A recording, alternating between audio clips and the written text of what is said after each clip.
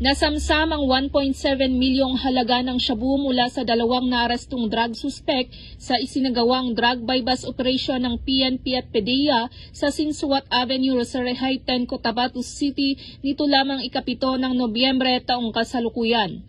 Kinilala ni PDEA Barmhill Cesario Castro ang mga suspect na sina alias Mimi, 43 na taong gulang, isang magsasaka, at si alias Maggie, 39 na taong gulang. Naging matagumpay ang naturang operasyon dahil sa pinagsanib puwersa ng mga operatiba ng PNP at PDEA BARM na nagresulta sa pagkakaaresto ng mga suspect at pagkakasamsam ng mga hinihinalang iligal na droga.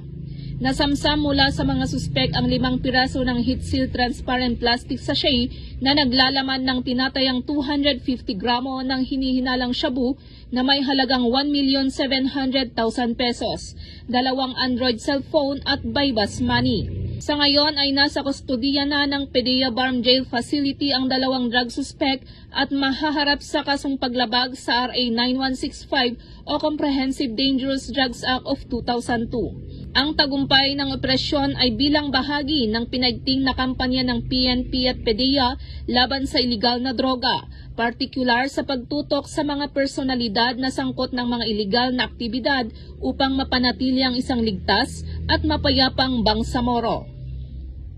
Mula rito sa rehiyon ng Bangsamoro, ako ang inyong Police News Network Correspondent, Patrol Woman Leonora Gawang, alagad ng batas, tagataguyod ng Balitang Pulis.